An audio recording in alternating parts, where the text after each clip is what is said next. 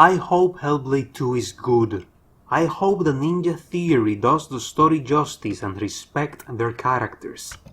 Even if the second game doesn't address the issues I had with the first game, I hope they do not deconstruct the many other things that were good in that first game, like Senua's illumination at the ending of the game, and whatever happens in the sequel, I hope Ninja Theory allows Senua to grow and become a better person rather than undergo the typical regression these characters often suffer.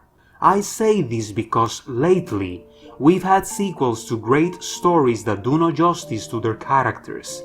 Character deconstruction is seen more often on male characters lately, but believe it or not, it happens with female characters as well. Characters that once were beacons of hope worth fighting for, transformed into self-centered and ungrateful whiners. Characters that were selfless, caring and gentle, transformed into useless, submissive morons. Characters that were likable, loving and outright heroic, transformed into total failures. In simple words, I do not want Senua to undergo the same subversive treatment that so many other characters have suffered. I don't want Senua's evolution in the first game to be reverted in the second. I don't want Dillion's memory to be tarnished like these stories so often do. I would like Senua to become a more productive person despite her mental conditions, to be able to live in the real world and be respected by other human beings, because that is the moral that will resonate in the people, particularly mentally disturbed people, more. We've had too many pessimistic stories lately, stories that teach nothing of use and end up separating people instead of joining them. Stories that are not helping in the already troubled times that we are living. The last thing that I want is for Senua to be yet another flimsy female protagonist that fails on every aspect of her life and ends her story completely dehumanized and defeated. Yes, like the ones on screen right now. I do not want Senua to be yet another of these characters that betrayed the people that saved her life, then loved her, cared for her, and at times even depended on her, all because of some bland, silly reason that no one understands and in the end is unimportant. I am really not arguing today if those stories are well written and justified. I am simply saying that I am tired of the formula. Ever since Game of Thrones came out and started subverting our expectations, we haven't gotten a break from that style of writing. I mean, they even crammed it inside Star Wars, for God's sake. A franchise that has always thrived on straightforward writing and its universally relatable morals. It's too much. It's no longer surprising or innovative. It is just more of the same, and it has become stagnant and boring. Another thing that I do not want Ninja Theory to do is to treat Senua like a punching bag, as seen lately in stories that fancy themselves as mature and realistic. Well, guess what? It's not mature, it's not realistic, it's not compelling, it makes plot armor way too evident, and most of the time it doesn't even fit the story and the style of its writing. Hellblade: Senua's Sacrifice was a deeply dark story that tackled very delicate themes like psychosis, child abuse, murder, and social injustice, but it did so in a truly mature manner that never felt overdrawn or gratuitous. Hellblade 1 was also a game with deeply mature and important morals, and these morals were always the center of the narrative and overall experience. It didn't require of naughty and gratuitous gimmicks to push its story forward and make us invest in its characters. That was exactly one of the things that I disliked so much in A Plague Tale Requiem. Amicia is a character that I appreciate very much, mainly because she reminds me of my big sister. I appreciated the first game very much because it allowed Amicia to be an efficient character and a reliable heroine. For that same reason, I didn't like the second game, because her faculties as a protagonist and heroine are removed, transforming the character into a hapless victim that is unable to do anything for anyone. and to add salt to the wound, they transform her into a freaking punching bag. I was so infuriated when I played this scene in which all prompts lead to failure even if you press them successfully. I was also reminded of certain other scene that was deeply abhorred by fans of that other franchise, but for some mysterious reason, that scene is still criticized to this day, and this other scene is not. And I understand that what happened in Uncharted was ridiculous and out of place, yes, but so is in Requiem, and no one criticizes that game. Instead, they praise it. Requiem discredits Amicia, removing her of her faculties, turning her more into the troublemaker that by accident pushes her brother off the edge, and not the problem solver that motivates him to be better, as she was in Innocence.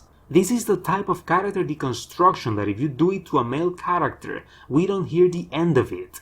But when they do it to female characters, people don't even notice, and if they do, they praise it as realistic and therefore something to be expected from a female character.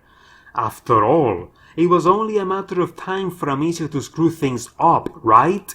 However, if Nathan Drake gets his ass kicked by a scrawny black lady, or if Joel Miller falls into a junior's trap, then we have a serious problem, of course.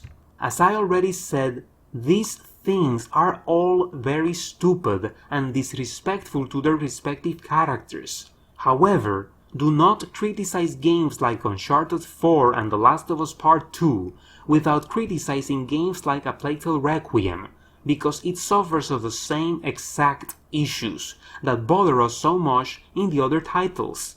Guys, it is a matter of consistency and loyalty to all of our beloved characters, not just the ones we favor. Needless to say that I do not want any of this nonsense to befall Senua. Senua is a character that I will always cherish because she was the character whose story inspired me to start this channel. I didn't do it for Assassin's Creed or the Batman Arkham series. I did it for Hellblade.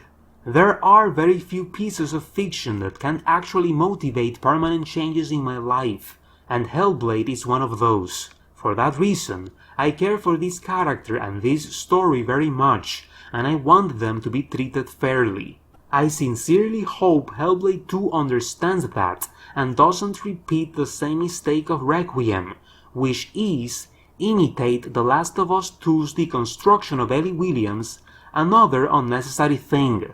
I don't know what the hell is wrong with these developers that make these female-centric stories. Where they get their ideas and what type of agendas are they trying to push, because in real life, most of us guys are better human beings because of all the patience, care and understanding given to us by our mothers, sisters, girlfriends, wives, daughters, grandmas, aunts, cousins, friends, and even neighbors and co-workers, and the sense of responsibility they incite in us. Like it or hate it, but that is the truth for most of us, and it certainly was for me. Truth be told, I have faith in Ninja Theory.